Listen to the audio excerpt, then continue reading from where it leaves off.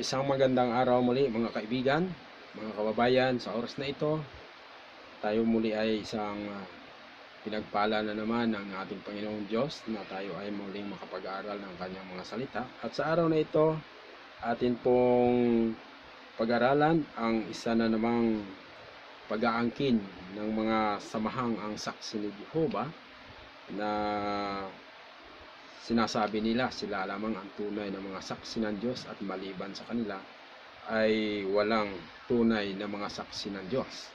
Ngayong araw na ito mga kaibigan ay ating pag-aralan kung totoo ba ang sinasabi ng mga saksi ni Jehovah na sila ang tunay na mga saksi. At ang pag-aaral na ito ay ating pong ipaghambing sa Biblia. Ating titingnan sa Biblia kung sino ang mga tunay na mga saksi na sinasabi ng Diyos. Nito bagong lahat, tayo muna ay manalangin mga kaibigan at mga kababayan.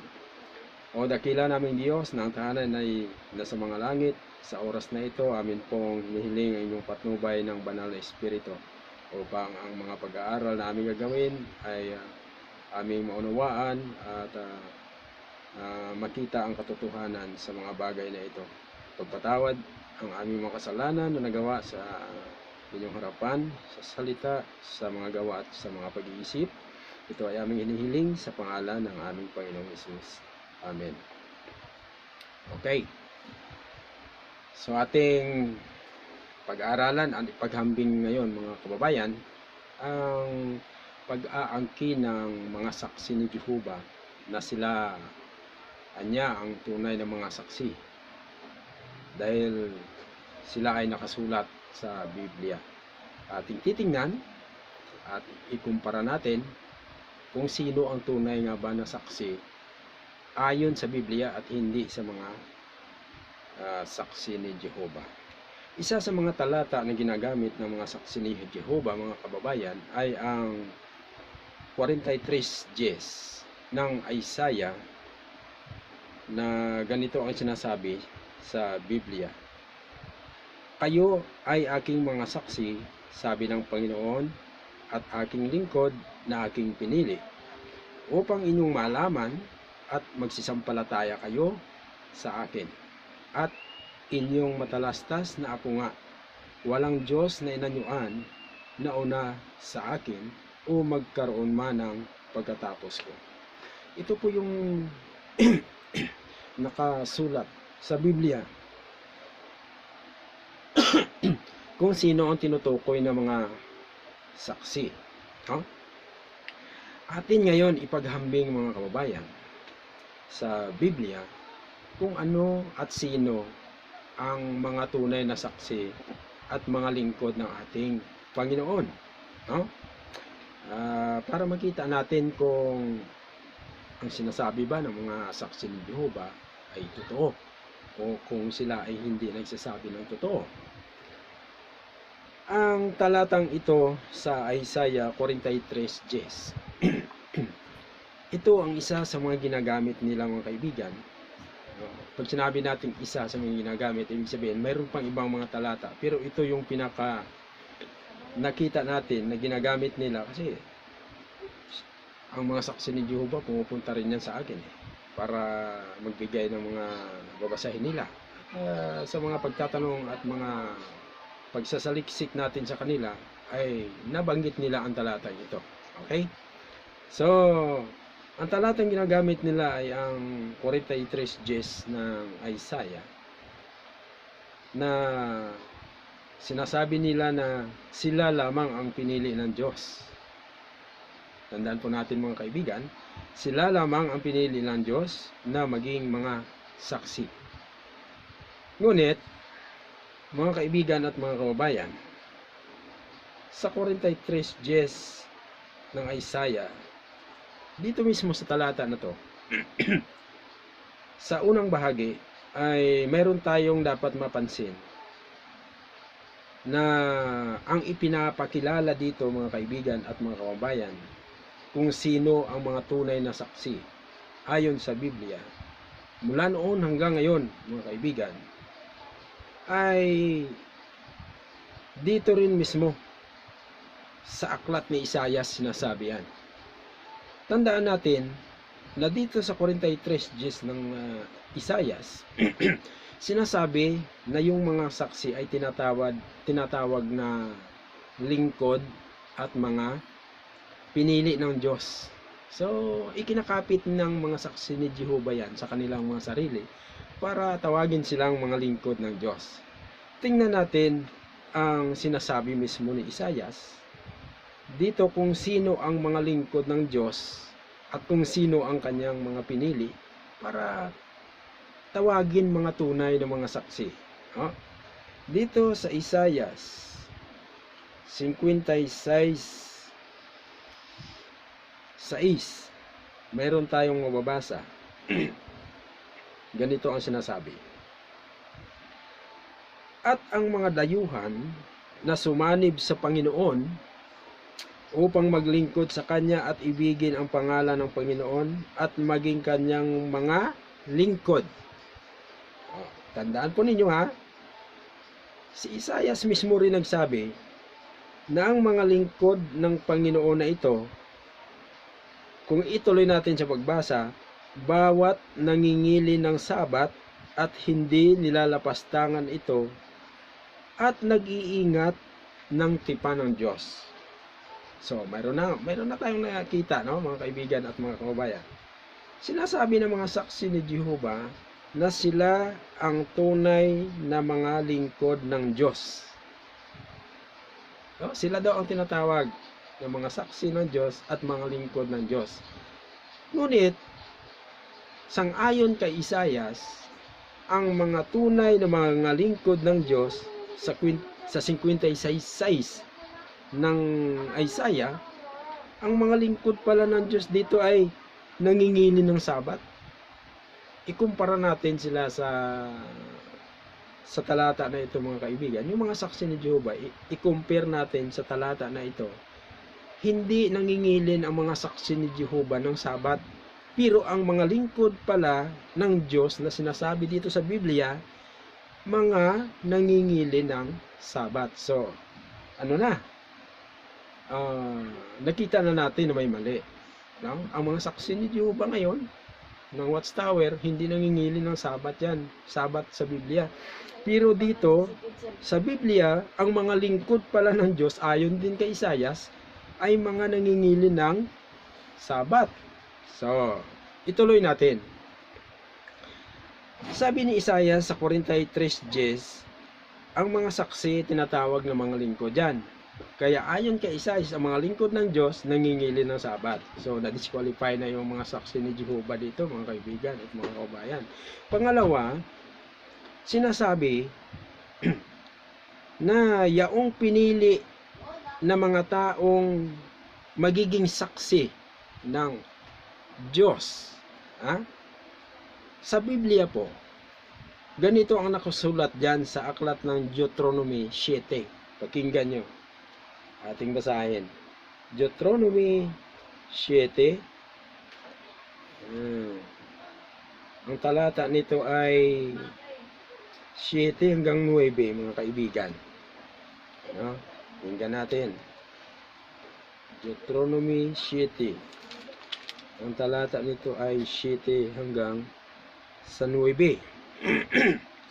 Yung mga lingkod, tandaan natin yung mga lingkod ng Diyos ayon kay Isayas, na yung tinawag niya mga saksi, ay mga pinili.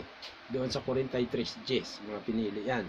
Ngayon, sa Biblia, ang mga pinili na yan ay mga masunurin yan sa utos ng Diyos. Basahin natin. Sa 7 natin simulan. Kayo'y inibig at pinili ng Panginoon. Tanda natin hindi dahil sa kayo ay mas marami kaysa alinmang bayan ni sapagkat kayo ay pinakakaunti sa lahat ng tao. 8, kundi dahil inibig kayo ng Panginoon at kanyang tinutupad ang pangako na kanyang ipinangako sa inyong mga ninuno. Kaya inilabas kayo ng Panginoon sa pamagitan ng makapangyarihang kamay at tinubos kayo sa bahay ng pagkaalipin mula sa bahay ng Paraon na hari ng Ehipto. Dito sa 9, mga kaibigan. Dahil dito, sabi, kilalanin ninyo ang Panginoon ninyong Diyos ay siyang Diyos, ang tapat na Diyos na nag-iingat ng tipan at may wagas na pag-ibig sa mga umiibig sa Kanya at tumutupad ng Kanyang mga utos hanggang sa 1,000 lahi. Yeah. Ibig sabihin, ang mga pinili ng Diyos na magiging saksi ng Diyos ay kakaiba ito sa mga saksi ni Jehovah, mga kaibigan. Bakit? Ang saksi ni Jehovah, ayaw nila ng kautusan ng Diyos, partikular na ang Sabat. Hindi nila yan tinuturo sa mga member nila, sa mga tao, kapag sila nangangaral, mag-house to house yan sila. Hindi na nila yan tinuturo na dapat pang sundin at ipangilin ang Sabat ng Diyos. So, malayo ang kanilang pag-aangkin na sila yung mga saksi ni Jehovah. Oh, malayo yan kasi mismo ang Biblia nagsasabi na yung mga lingkod ng Diyos at ang pinili ng Diyos ay nangingili ng Sabat yan at masunurin sa kautusan ng Diyos. So, dalawang bagay na nakikita natin na hindi akma sa mga saksi ni Jehovah. Tuloy natin mga kaibigan at mga kababayan. Ngayon, isa pa sa binabanggit ng Biblia na yung mga pinili ng Diyos para magiging saksi niya. Tandaan natin, ang pinili ng Diyos na mga tao para magiging saksi niya ay mayroon isa pang katangian yan. Yung isa kanina nabasa natin, yung una, ang mga saksi ng Diyos ay bilang mga lingkod, nangingili ng Sabat. Pangalawa, yung mga pinili ng Diyos na magiging mga saksi niya ay masunurin sa kautusan ng Diyos. Pangatlo, sabi rito sa Deuteronomy chapter 14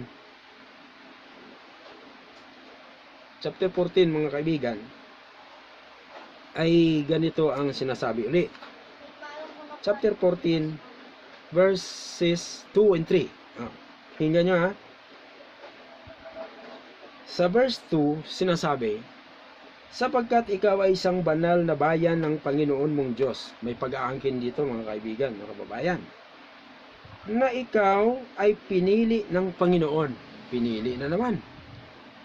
Kaya ang salitang pinili, nakikita natin dyan sa 43:10 ng Isaias bilang mga saksi, pinili at mga lingkod.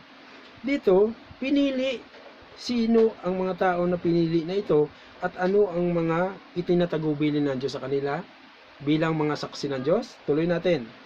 Ikaw ay pinili ng Panginoon upang maging bayan na kanyang sariling pag-ari mula sa lahat ng mga bayan na nasa balat ng lupa. Verse 3.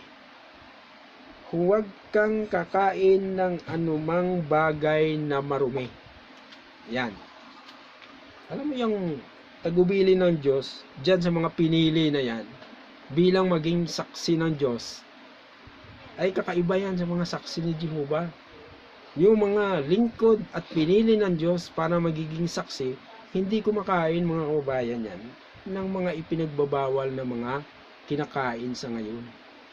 Ay compare mo yan sila sa mga saksi ni Jehovah. Ibang-iba yan. Yeah. Sa mga saksi ni Jehovah, hindi tinuturo yung pagkakaiba ng marumi sa malinis ng mga kinakain sa ngayon. Kaya, ang masasabi natin, itong mga saksi ni Jehovah ang matatawag natin dito sa kanila, ang meron lamang sa kanila ngayon, yung Isaiah 43 verse 10. Ikinapit nila yan sa kanilang sarili para tawagin silang tunay na mga saksi. Pero kapag itinanong natin yan sa Biblia, hindi tinuturo ng Biblia na sila ang tunay na mga saksi. Kumbaga, impostor ng mga saksiyan, mga kababayan. Kasi, ang tunay na pinili at lingkod ng Diyos, number 1, nagsasabat yan. Pangalawa, masunurin sa utos ng Diyos yan.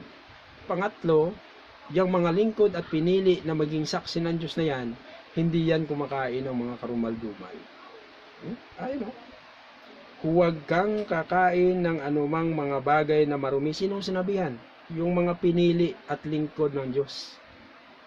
Ngayon, sasabihin mo, bilang ikaw ay member ng isang saksi ni Jehovah, saksi ka ni Jehovah, pero ano ang sabi ng Diyos dito? Ang kanyang pinili, sabi ng Diyos, huwag kakain ng anumang bagay na marumi. Ngunit ikaw na nag-aangkin ngayon na saksi ka ni Jehovah, kumakain ka ng marumi. Hindi ka nangingili ng Sabat. So mali yon. Hindi ka tunay na saksi. Ang tawag sa iyo, impostor na saksi, mga kaibigan. Ano pang sinasabi ng Biblia tungkol dito? Ha? Ang sabi ng Biblia, kaya bilang tunay na mga saksi ng Diyos, may mga pagkakakilanlan para tumama ka sa sinasabi ng Diyos, mga kaibigan at mga kababayan. Hindi pwedeng ikaw ang magproklama sa sarili mo, saksi na ako. Kasi sabi ni Isaiah sa 43:10, kayo ay mga saksi ng Diyos, mga pinili, mga lingkod. Tapos pangalanan mo ang iyong samahan na saksi ni Jehovah. Ay ayos na ba yun? Hindi yun ayos. Kasi kailangan dumaan yan sa subukan ng Bible, mga kaibigan at mga kababayan. Hindi ko mo nababasa ang isang samahan sa Biblia ay tunay na. Sinasabi nga natin, kahit pira natin ang piso nga napiki yung original na pira napipiki, maging ang samahan napipiki din yan. Pangalanan ng nila yan ng isang samahan at nababasa sa Biblia. Yung mga hindi nagbabasa ng Bible ay mapapaniwala nila, mga kaibigan at mga kababayan. Mayroon pa namang babala ang ating Panginoon sa Mateo 24:4 at 5 na mag-ingat sa mga bulaang guro. Sino yung mga bulaang guro? Yung mga saksi ni Jehovah. Kasi hindi sila papasa sa pamantayan at sukatan ng Diyos kung paano tatawagin ang isang tunay na lingkod ng Diyos na mga saksi sa pamamagitan ng binasa natin kanina. Una, ang saksi at lingkod ng ating Panginoong Diyos nangingili ng Sabat. Pangalawa, masunurin sa kautusan. Pangatlo, hindi sila kumakain ng mga bagay na mga marurumi. May mga bagay na marurumi sa Bible na binabanggit, partikular sa aklat ng sinulat ni Moises. Maging sa Deuteronomy, meron dyan, mga kaibigan. At saka sa Levitico chapter 11. May mga bawal na bagay na hindi ipinapakain ng Diyos sa mga lingkod ng Diyos. Kaya pagka itong mga saksi ni Jehovah nangangaral, sila daw ay tunay ng mga saksi. Hindi po yan totoo. Hindi sila pumasa sa sukatan ng Biblia. Ngayon, tuloy natin. Ang ikalawa, ang mga saksi ng Panginoon o Yahweh, mga kaibigan, ay katumbas din ng mga matatawag natin na mga saksi ng ating Panginoong Jesucristo.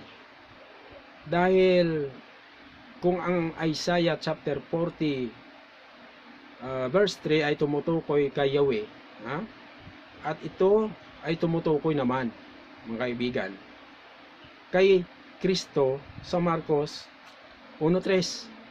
So maliwanag na ang Yahweh ay walang iba kundi si Jesus sa bagong tipan.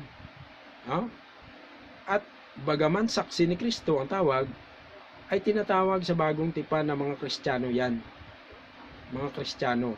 At ito ang tunay na mga saksi. Alam nyo, pagdating sa panahong Kristiyano, si Kristo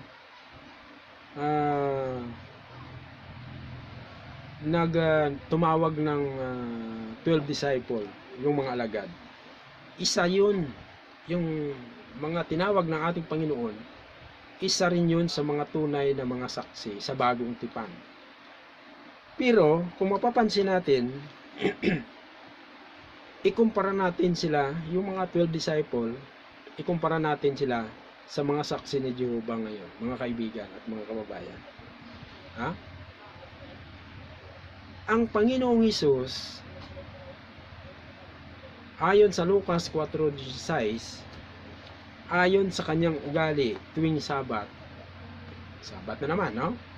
Pumapasok yan sa sinagoga tuwing Sabat. Tuwing Sabat, ayon sa kanyang nakaugalian. Kapag Sabat, pumapasok yan sa sinagoga. Maging si Apostol Pablo na yung mga saksi sa bagong tipan ay mababasa din naman natin. Sabi nga una ni Apostol Pablo sa mga taga-Korinto, follow my example as I follow the example of Christ. Ano yung example ni Christ? Na kapag Sabat, nasa sinagoga si Christ. Anong ginagawa ni Christ doon? Siyempre, nagtuturo ng salita ng Diyos.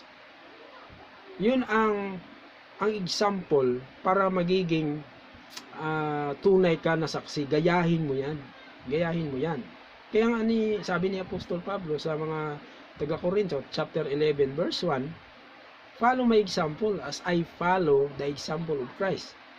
Yan ba'y ginawa ni Apostol Pablo? Ang example ni Kristo na tuwing Sabat nasa church, mga kaibigan at mga kababayan? Yes, ginawa niya yan. Ating tingnan sa Aklat ng Gawa 17:2, ganito ang sinasabi. Ganito ang sinasabi. Pakinggan nyo maigi. At si Pablo ay pumasok ayon sa kanyang kaugalian, at sa loob ng 3 Sabat ay nangatuwiran sa kanila mula sa mga kasulatan. Hindi ba tama? Kung ano yung ugali ng kanyang Panginoon, Ito si Apostol Pablo, saksi ito ng ating Panginoong Hesukristo. Saksi din ng ating Panginoong Diyos. Kaya, nababasa natin, kung ang kanyang tinuraran na si Kristo ay tuwing Sabat nasa sinagoga, si Pablo nasa sinagoga rin tuwing Sabat. Nakaugalian na nga ginawang habit, kumbaga. Ikumpara naman natin yung mga saksi ni Jehovah. Ano ba ang kanilang worship day, di ba? Sunday. Yan yung nakita ko dyan sa daanan ko minsan. Nakalagay doon yung mga schedule ng masses nila every Sunday. Wala silang dapat nilagay nila yan sa araw ng ikapito. Kasi ang Sabat, araw ng ikapito yan Remember the Sabbath dito kay Petroli. Kaya yun ang tunay na mga saksi. Ito si Apostol Pablo, siya yung huwaran ng mga Kristiyano. At si Pablo ay pumasok ayon sa kanyang nakaugalian, at sa loob ng 3 Sabat ay nangatuwiran sa kanila mula sa mga kasulatan. Yan din ang ginagawa ng ating Panginoon doon sa Lucas 4:16. Ayon sa kanyang kaugalian, pumasok siya sa sinagoga, tumindig at nagbasa. Kaya nung binasa niya doon, mga kaibigan, ang aklat ni Isaias, kung ating pag-aralan yung Lucas 4:16. So, parihong-pariho ang ugali ni Pablo sa kanyang Panginoon bilang isang tunay na saksi, isang tunay na lingkod, at isang pinili ng ating Panginoon.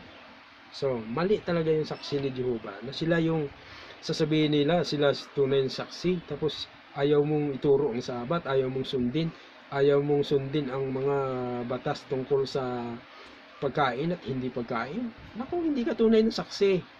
Ang tunay na saksi, ito ang binabasa natin, at dapat ito ang gayahin ng mga Kristiyano sa ngayon. Mga kaibigan at mga kababayan. Kaya ang tanong natin dito sa mga saksi ni Jehovah, ang tanong natin, ang mga alagad ba sa bagong tipan ay tinawag na mga saksi ni Jehovah? Tinawag ba silang saksi ni Jehovah o saksi ni Kristo? Sila ay tinawag na mga saksi ni Kristo. Saan yun mababasa? Sa Gawa, Kapitulo 1, talatang 8.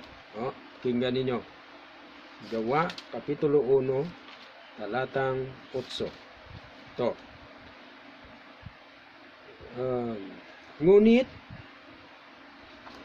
Ngunit tatanggap kayo ng kapangyarihan pagbaba sa inyo ng Espiritu Santo, at kayo'y magiging mga saksi ko. Tandaan natin ha, sinong saksi dito? Yung mga alagad. Mga saksi daw sila. Saan sila magpasimula bilang mga saksi? Sa Jerusalem, sa buong Judea, sa Samaria, hanggang sa kaduluduluhan ng bahagi ng lupa. Sinong nagsasalita dito mga kaibigan at mga kapatid? Na ang mga alagad tinukoy niyang mga saksi. Walang ibang nagsasalita dyan kundi ang ating Panginoong Hesus. Ibig sabihin, tinawag yung mga alagad na mga saksi ni Kristo. Hindi sila tinawag na mga saksi ni Jehovah. Ano ka ba? No? So maliwanag yan. So kaya, sa ating paghahambing mga kaibigan at mga kababayan, kung sino ang tunay na mga saksi, walang iba kung sino ang tunay na mga saksi ngayon. Hindi ang mga saksi ni Jehovah ng Watchtower, kundi ang mga Seventh-day Adventist. Yan yung mga tunay na mga saksi kasi nasunod nila ang ginagawa ng mga dating lingkod doon ayon sa ating binasa sa Deuteronomy 7, Deuteronomy 14, Isaiah 56 verse 6. Sabi ni Isaias, ang mga lingkod at pinili ng Panginoon ay nangingili ng Sabat. Ang lingkod at pinili ng Panginoon bilang mga saksi, hindi kumakain ng mga karumal-dumal na mga bagay. Ang saksi ng Panginoon at lingkod ng Panginoon ay tumutupad sa kautusan ng Diyos. Kaya hindi pumasa sa qualification ng Biblia ang mga saksi ni Jehovah, mga kaibigan. Hindi sila pumasa. So yun po yung ating mga pinag-aralan at sana magbukas ng kaisipan itong mga kaibigan nating mga saksi, no? Partikular na ikaw kaibigan Dandansoy. Pag-aralan mo mabuti at buksan mo ang iyong isipan. At sa iba pa dyan mga saksi ni Jehovah, magbukas kayo ng inyong kaisipan at huwag niyong sabihin na kayo ang tunay na saksi kasi hindi kayo papasa sa panuntunan ng Biblia. Ang Biblia, ang Diyos ay nagsasalita kung sino ang kanyang mga saksi. Huwag mo iproklama ang sarili mo na saksi at ikapit ang talata para sa iyong pananampalataya, mali yan. Ang Diyos dapat ang magproklama na ikaw ay kanyang saksi ayon sa mga panuntunan ng kanyang sinasabi. Yun po yun mga kaibigan. Maraming salamat at magandang araw muli sa inyong lahat.